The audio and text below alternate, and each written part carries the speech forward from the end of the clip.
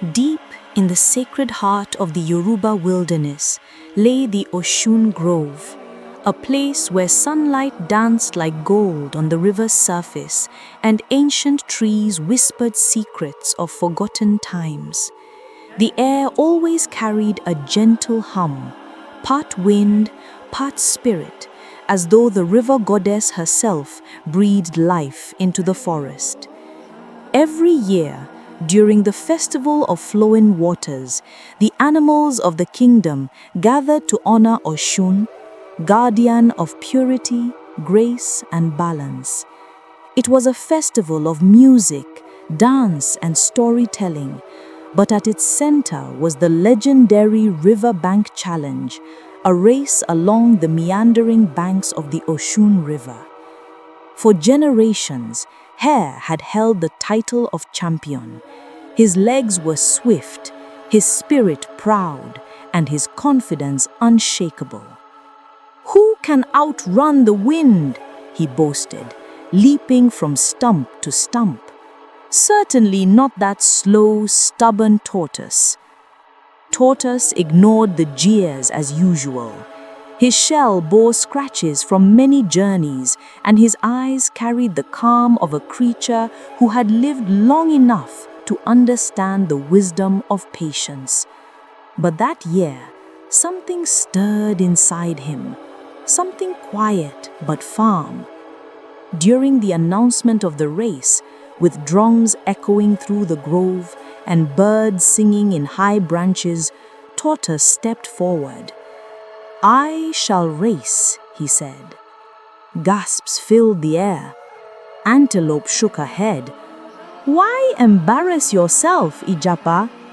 Monkey covered his mouth dramatically. The ancestors must be laughing today." Hare came forward, chest puffed like a rooster. "Old one, this path is long. The forest twists and turns, the river can be treacherous. Why bother?" Tortoise met Hare's eyes calmly.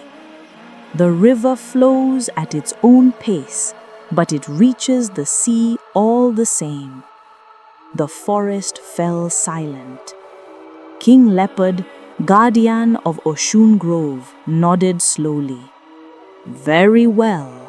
Let the race begin at dawn. May Osun guide your steps."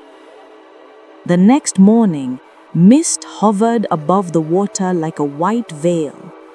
The animals gathered along the river bank, forming a colorful audience, parrot in brilliant greens and reds, bush baby glowing with large eyes, even crocodile resting on the mud with a toothy grin.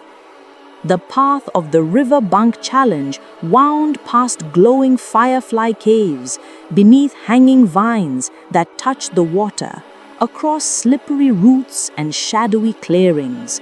Small shrines of Osun lined the route, decorated with cowries and flowers placed by the animals. King Leopard lifted his tail in signal. "May the race of grace and wisdom begin." Hare shot forward, kicking up sand and water. The forest cheered wildly. Tortoise began slowly, each step firm, deliberate. The race is already over," Monkey declared, laughing. But the river's gentle voice whispered something older than laughter. Hare ran fast, so fast that the world blurred into streaks of green and blue. Within minutes, he was deep into the race. "Easy," he smirked. "Too easy." He soon reached a clearing where fireflies glowed like floating stars.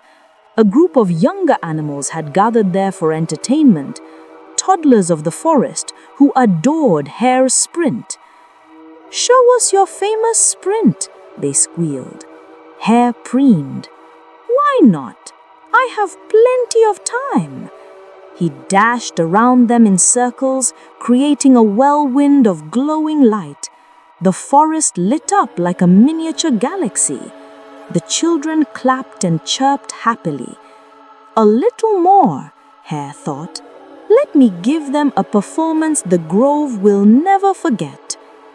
Farther ahead, he reached the sweet river fruit tree, home to fruits so fragrant they perfumed the entire bank. Hare felt his stomach rumble. One bite won't hurt. One bite became two. Two became five. Soon he sat at the foot of the tree, belly rounded, ears drooping in pleasure. Ah, the comfort, he sighed contentedly. Under the shade of the tree, the gentle lullaby of flowing water washed over him. I'll rest, just for a moment. And the champion fell asleep.